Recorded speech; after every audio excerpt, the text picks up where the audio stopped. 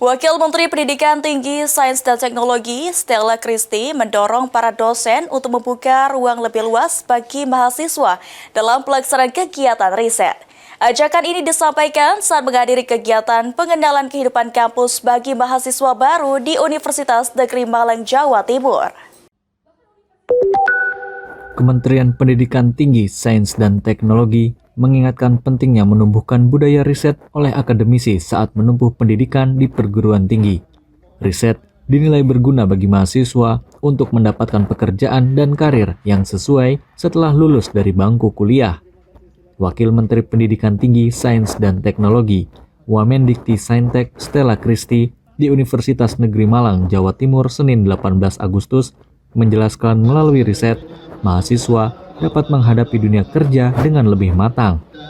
Dalam kegiatan penelitian, mahasiswa akan terlatih dalam manajemen waktu, mempelajari pembagian tugas secara efektif, hingga membiasakan diri bekerja dalam pola kolaboratif. Mengingat pentingnya riset, pemerintah bahkan berupaya menggandeng pihak lain untuk urusan pendanaan penelitian. Tetapi dana riset yang tadi saya bilang 1,8 triliun dari mitra kami LPDP yang disalurkan lewat Kementerian Pendidikan Tinggi Sains dan Teknologi itu kami menjadi dana riset strategis. Artinya tidak dibuka terserah mau proposalnya apa, tetapi kita melihat kebutuhan negara dan kebutuhan industri. Kebutuhan dari industri itu kita petakan, lalu kita lempar ke para peneliti-peneliti di universitas agar mereka bisa memasukkan proposal untuk itu.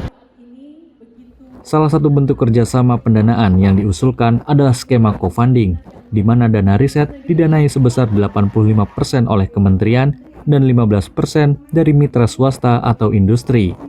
Tahun ini, sebesar 1,8 triliun dana riset strategis disalurkan melalui Kemendikti-Saintek yang difokuskan untuk menjawab kebutuhan industri maupun negara. Dengan langkah ini, diharapkan riset di Indonesia tak hanya lebih berkualitas, tetapi juga relevan dengan kebutuhan nyata di lapangan. Dari Malang, Jawa Timur, Ahmad Saif Hajarani, Kantor Berita Antara mewartakan.